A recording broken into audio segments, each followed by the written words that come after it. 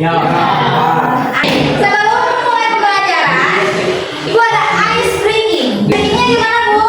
Ya, kalian cukup memperagakan angka dengan anggota tubuh kalian. Kita gunakan sama tangan dulu. Semua berdiri. Kalau ini, angka 1. Dan angka 1. Gerakan angka 2. 8. 9.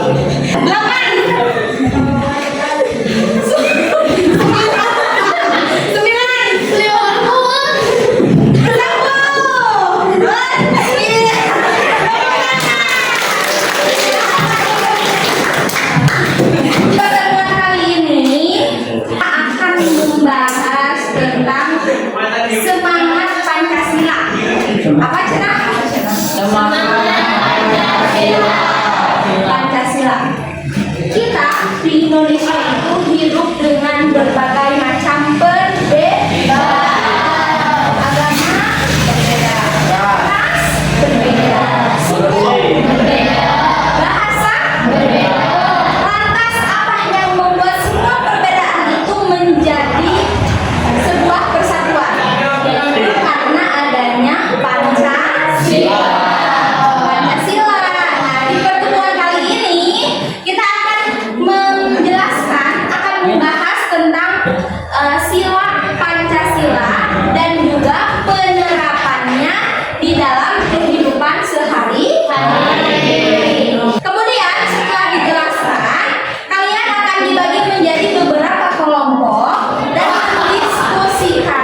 Nanti Ibu akan perintahkan kalian harus diskusi apa saja. Siap mendengarkan? Siap. Silakan untuk buku catatannya dibuka ya. Kita menuju ke pembahasan. Mari kita lihat 5 sila. 5 sila Pancasila. Bunyikan sila yang pertama. Satu, ketuhanan yang maha esa. Contoh yang paling sederhana dari sila pertama adalah bukan hanya soal beribadah, tetapi toleransi. Selanjutnya, perhatikan baik-baik pada sila kedua, kemanusiaan yang adil. Nah, kata kuncinya adalah adil dan tidak membeda-bedakan. Jadi kita tuh kalau berteman jangan hanya dengan yang pintar atau dengan yang kaya, semuanya itu sama. Ya.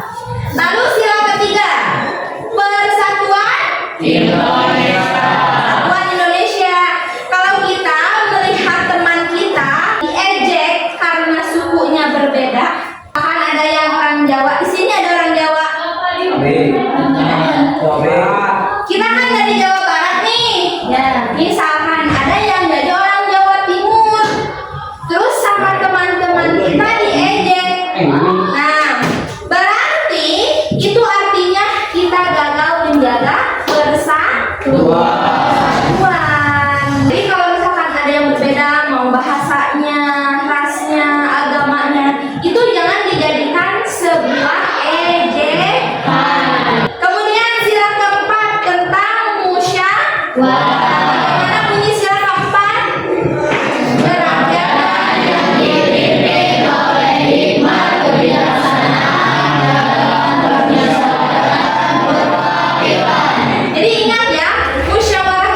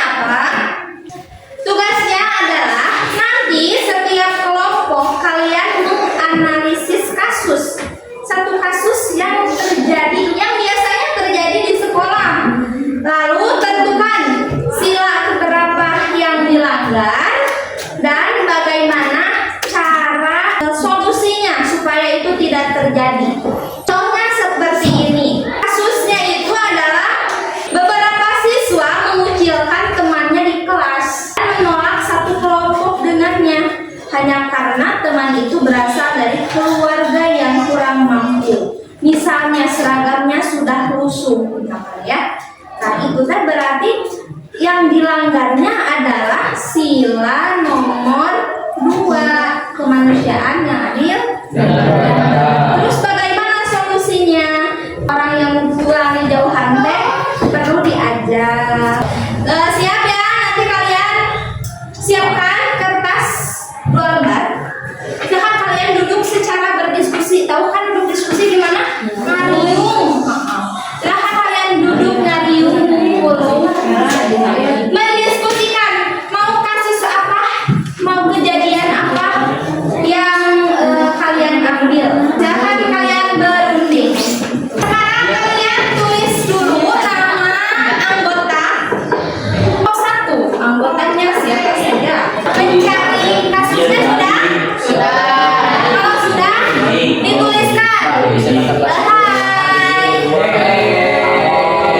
Kalau sudah mencari kasusnya apa, itu ditulis sila berapa yang dilanggar oleh kejadian tersebut.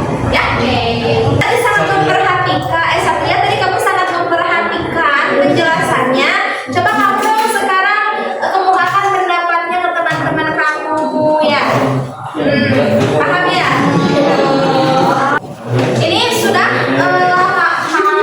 sudah sampai mana? Sudah yang itu bukan hanya pelanggaran, contoh kejadian pelanggarannya saja ya. Tapi itu tuliskan kenapa tuh kejadian tersebut bisa terjadi. Maksudnya tolong ditulis ya. Kelompok kedua, ayo kalian fokus ya, jangan terlalu ya. Kalian fokus ke analisis pasal yang kalian fokus ke. Hai semuanya, waktunya sudah habis.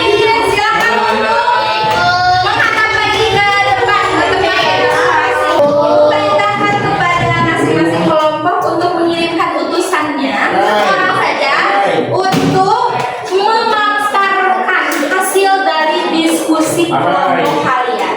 Sudah ditentukan? Sudah. Oke. Assalamualaikum warahmatullahi wabarakatuh. Saya akan mempresentasikan hasil dari kelompok saya. Kasus sederhana di sekolah. Sekolah mengadakan acara amal, tetapi hadiah atau bantuan yang paling bagus hanya diberikan kepada siswa-siswa yang dekat dengan panitia atau pengurus OSIS. Meskipun ada siswa lain yang lebih berhak menerima. Sila yang dilanggar adalah sila 5 yang berbunyi keadilan sosial bagi seluruh rakyat Indonesia. Mengapa pelanggaran terjadi? Panitia bersikap tidak adil dan melakukan pilihan. Mereka lupa bahwa keadilan sosial berarti semua siswa harus mendapat kesempatan dan perlakuan yang sama tanpa melihat kedekatan. Nilai yang hilang yaitu keadilan sosial, pemerataan, dan tidak bersikap egois. Solusi atau langkah nyata, sekolah melakukan evaluasi ketat terhadap panitia, distribusi bantuan diatur oleh guru agar tepat sasaran kepada siswa yang paling membutuhkan, bukan kepada siswa yang paling dikenal. Oke.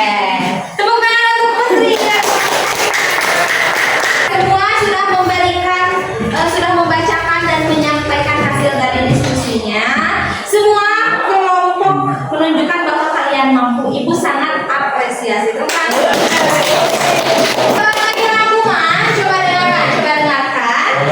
Semangat Pancasila menuntut kita menjadi manusia yang beriman.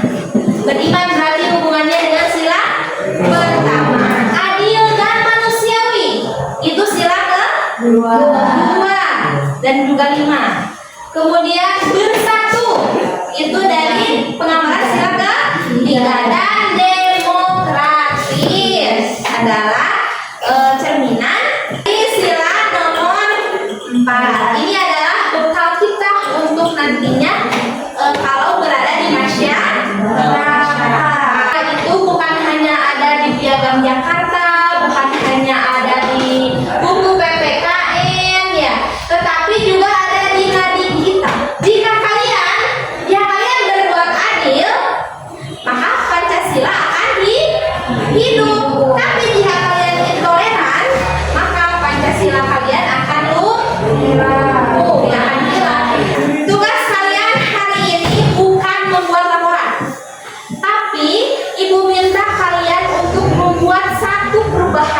kecil, perubahan kecil